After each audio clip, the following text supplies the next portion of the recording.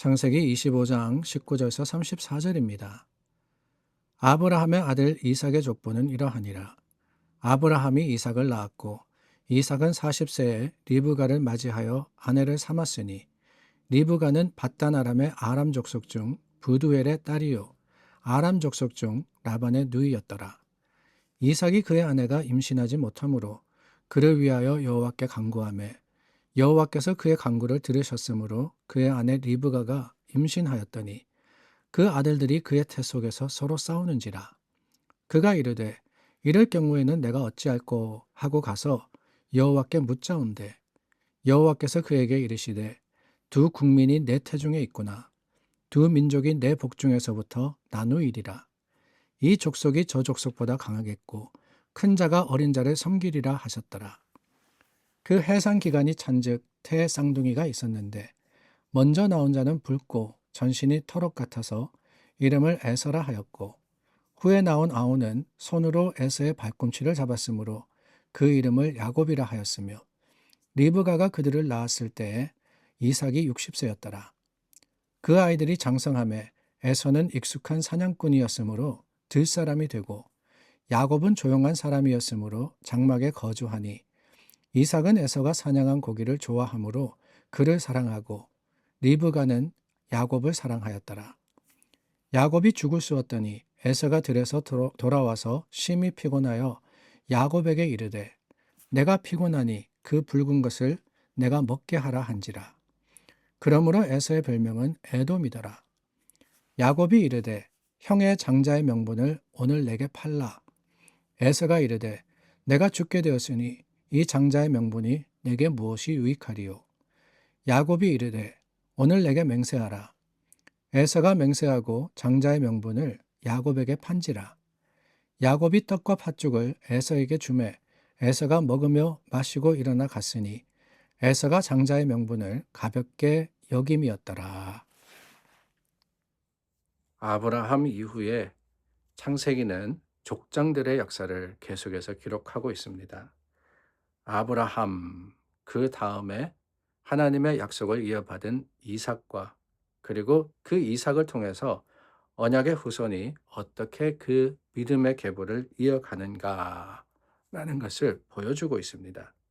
에서와 그리고 야곱, 계속해서 창세기 35장까지 이스라엘의 12지파의 형성 과정을 보여주는 그 출발점이 오늘 저희가 나누었던 본문입니다. 에서와 야곱이 태어난 사건을 본문은 먼저 기록하고 있죠. 리브가 우리가 며칠 전에 살펴봤지만 이 라반의 누이였던 그 리브가 사실 성경은 오래된 책입니다. 그러다 보니 여자의 이름이나 또한 그 이 존재를 족보에 기록하는 일이 일반적이지 않습니다. 하지만 우리가 나누었던 지난 며칠 동안 나누었던 그 말씀 속에 리브가라는 사람에 대해서는 어쩌면 매우 상세하게 소개가 되어 있습니다. 그 이유는 다름이 아니라 언약 백성, 하나님의 부르신 그 아브라함의 혈통이 어떠하다라는 것을 보여주기 원함이었습니다. 특별히 우리가 이스마엘과 뿐만이 아니라 에서를 통해서 계속해서 보듯이 이들이 이방 여인들과 결혼한 그 사건, 그것을 성경이 언급함으로써 하나님의 계획으로서부터 멀어졌다라는 것을 지적했다라는 사실, 그 사실은 하나님의 원하시는 것은 순수함이구나. 물론 오해하지 마시기를 바랍니다. 우리가 이야기하는 혈통의 순수, 그러므로서 우리가 배타적이어야 한다, 이런 이야기를 하는 게 아닙니다. 하나님의 계획, 그 섭리를 우리가 어떻게 순종하느냐, 그것을 어떻게 인정하고 따르느냐라는 점에 있어서 타협이 있어서는 안 된다라고 하는 거예요. 적당하게 이 정도는 괜찮지 않느냐라는 생각으로서 내 주장과 내 이 생각을 앞세우는 것이 아니라 온전하게 하나님의 말씀을 따라서 행할 때 그것이 하나님의 계획 가운데 주님의 선하심을 이루는 능력이 된다라는 것을 우리가 기억해야 합니다. 리브가에 대해서 그래서 성경이 이렇게 상세하게 설명을 하시는 겁니다. 그런데 이 리브가가 쌍둥이를 낳죠. 태 속에 있는 쌍둥이가 서로 싸웠다라고 하고 있습니다. 리브가가 하나님께 가서 물었습니다. 도대체 어떻게 해야 됩니까? 내 태 속에서 이 두 자녀가, 두 씨가 싸우고 있는데 어떻게 해야 됩니까? 그 문제를 가지고 하나님께 나아갔습니다. 그때 하나님이 주신 말씀이 뭐냐? 서로 다투며 살 것이다. 형이 동생을 섬기게 될 것이다. 사실 그 당시는 형이 절대적인 장자의 권한을 가지고 있었습니다. 그런데 하나님이 이상한 말씀을 하시는 거예요. 리브가가 그 말씀을 이해하기가 어려웠을 겁니다. 그러나 여러분, 여기 중요한 사실이 있습니다. 하나님께서는 인간의 판단이나 조건에 따라서 역사를 이루시는 분이 아니십니다. 절대 주권이라는 표현이 있지 않습니까? 하나님 마음대로라는 뜻입니다. 하나님의 계획이 이 둘 중에 야곱과 에서 중에 에서가 아닌 장자가 아닌 야곱을 택했다라고 한다면 그것이 하나님의 뜻입니다. 아니나 다를까 쌍둥이를 낳았는데 첫 번째 아들 에서가 나고 그리고 두 번째 아들이 첫째 아들의 발꿈치를 붙잡고 나오는 거예요. 그래서 야곱이라고 이름 짓습니다. 야곱이라는 이름 사실은 그다지 좋은 이름은 아닙니다. 뭐냐? 말 그대로 발꿈치 잡았다. 남을 붙들었다. 얼마 맸다. 이런 뜻이거든요. 그 둘이 자라는데 에서는 익숙한 사냥꾼입니다. 야곱은 조용한 사람입니다. 다르게 자랐다라고 하죠. 사랑받는 것도 달랐습니다.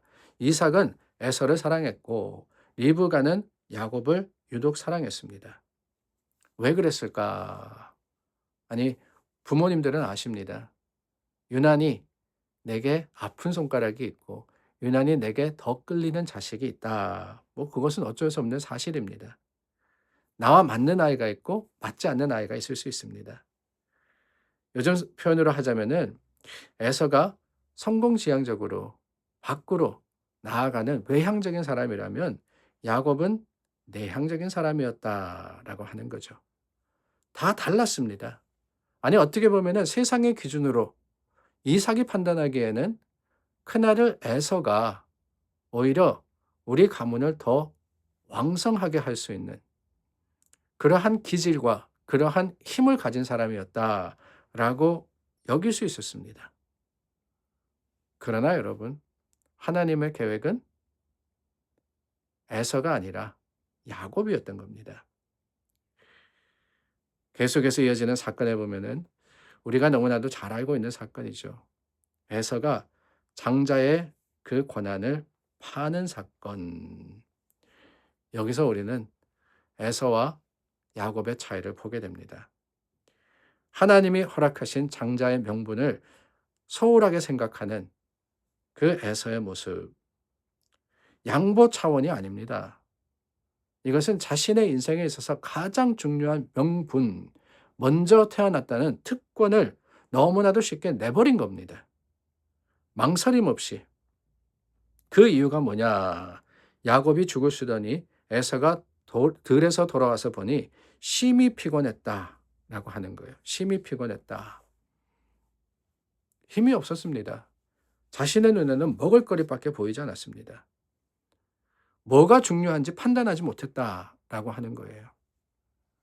그저 내 필요, 내 바램, 원함, 그 순간적인 욕구를 해결하지 못했기 때문에 그것을 어찌 다스리지 못했기 때문에 에서는 실패하고 말았던 겁니다. 오늘 저와 여러분 이 둘의 이야기를 살펴보았습니다. 이제부터 더 많은 일들이 벌어집니다. 그 모든 사건과 또한 그 모든 과정 속에서 하나님의 뜻이 무엇인지, 하나님이 바라시는 것은 어떤 것인지를 찾아가는 저와 여러분들이 될 수 있기를 바랍니다. 기도하겠습니다. 참 좋으신 하나님, 말씀 가운데 오늘을 시작했습니다. 그 말씀의 지혜와 하나님만을 바라고 주님의 뜻에 맞추어진 오늘 하루를 살아가게 하여 주시옵소서. 예수님의 이름으로 기도드립니다. 아멘. 오늘도 기도와 풍성한 자랑의 그 능력이 여러분들의 고백이 되기를 원합니다.